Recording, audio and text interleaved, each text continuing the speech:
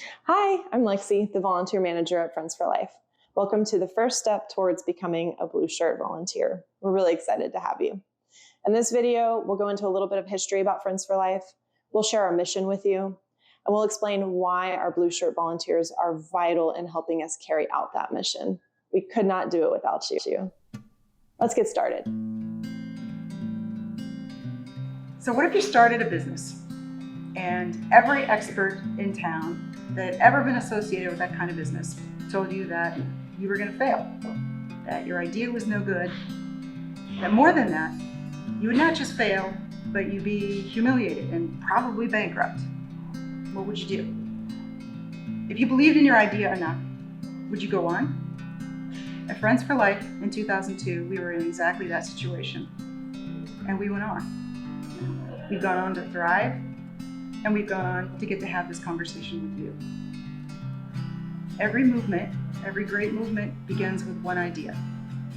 And the idea that Friends for Life was founded on is that we wanted to offer an alternative for the animals of Houston to the shelters that were killing so many animals. And the way that we evolved was very grassroots. I had an idea and I communicated it to two friends. I said, I know this is crazy. I know no one's done it. What do you think? And they said, we're in. Those are the kind of friends you want to have. So Friends for Life began in 2002. And we evolved in a very different way. In fact, we evolved in a way that I have never known any other shelter to evolve. And that's, we didn't begin with animals. We began with a plan. And so we incorporated in 2002, and we didn't take our first animal until 2004.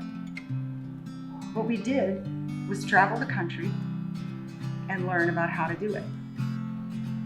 So in 2004, we came back to Houston with a plan.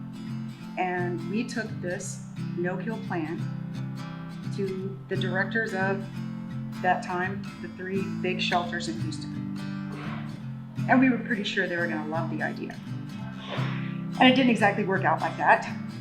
They told us that Houston wasn't ready, that Houston would never support a no-kill shelter, that this idea wouldn't work, and we'd be bankrupt. And we really had to do some soul searching, but we believed in our idea. So we went ahead. As you know, Houston was ready. Houston is ready, and we're doing it. This culture of underdogs and revolutionaries is based on three words: every animal matters.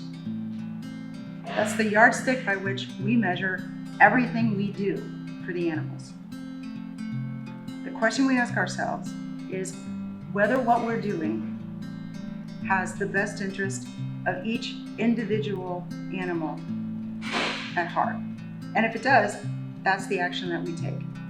It isn't that group that came in on Wednesday and needs to be out by Friday. It isn't a group of ringworm cats or behavior dogs. It is, what does Reggie need? What does Julio need? What does Mufasa need? Because we happen to believe that each one of these animals has a right to live and a right to be treated as an individual.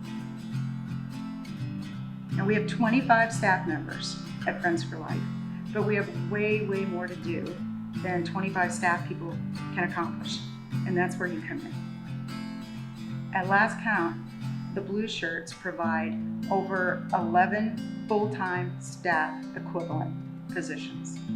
That's extraordinary. And in case it's not obvious, we absolutely could not operate without you.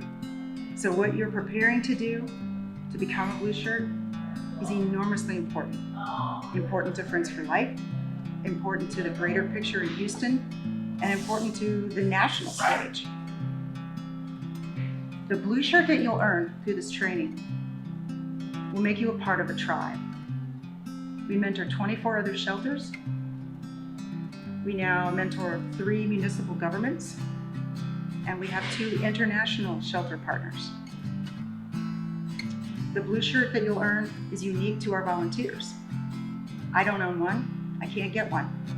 Staff doesn't have one. It comes from volunteering your time and your talent and going through a fairly rigorous set of training protocols. I want to close by telling you a story that is my bar none favorite story of how important blue shirts are. As many of you know, we were asked as a shelter to direct the animal response at the city mega shelter during Harvey, and that happened at George R. Brown. Ultimately, we triaged 671 animals in the first 24 hours, 1,500 animals in 2 weeks. Our protocols were the protocols that Friends for Life uses every day.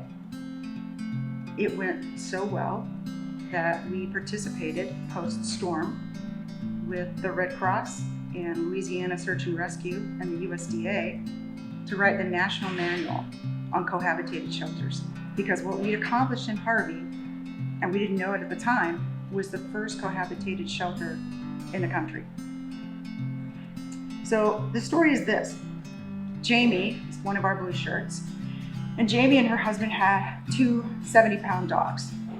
And Jamie, being somebody who was trained to prepare, a week before the storm had ordered 2 muzzles and 2 life jackets for her dogs. They watched the water rise around their house for 24 hours. Then it started to come in. Then it started to rise in the house. They were sealed in their neighborhood, and ultimately, Jamie, her husband, and their 2 dogs spent 24 hours on top of their dining room table while floodwaters lapped just under the table, and they frantically called. Because they were 2 adults with no children and no human medical issues, they were put at the bottom of the rescue list. So finally, a swift boat arrived to pick them up. The swift boat had to break out their front window and literally boated into their living room. When they saw these 2 big dogs, the rescuers hesitated. Jamie pointed out the muzzles on the dogs, and those muzzles were the dogs' passage. They all got on the boat, and it took them, in the pouring rain, hours and hours and hours to get to the drop point where the whole family was put on the back of a City of Houston dump truck. They drove there in the pouring rain to be taken to a shelter. They unloaded from the truck, walked the dogs to the front of the shelter to be turned away because the shelter wasn't accepting animals. They got back on the truck, and in an hours-long journey, they finally ended up at George R. Brown. They were soaking wet as they filled out the registration forms. They were delighted at GRB they could bring their dogs. But they were exhausted, and the lines were long. And Jamie started to think, it's been a mess up until now. I wonder what kind of group is taking care of the animal part. We don't have any food, any kennels, any beds, any towels. I think one of the dogs has cut his paw. I don't know if there's going to be medical care for them. I wonder if it's going to be better organized in the first part of her journey. And so she asked her husband to hold the dog's leash so that she could walk all the way up to the front of the line to see who was in charge and what the animal intake looked like. She said when she got near the front of the line, she peeked around the corner, and all she could see was a Friends for Life blue shirt.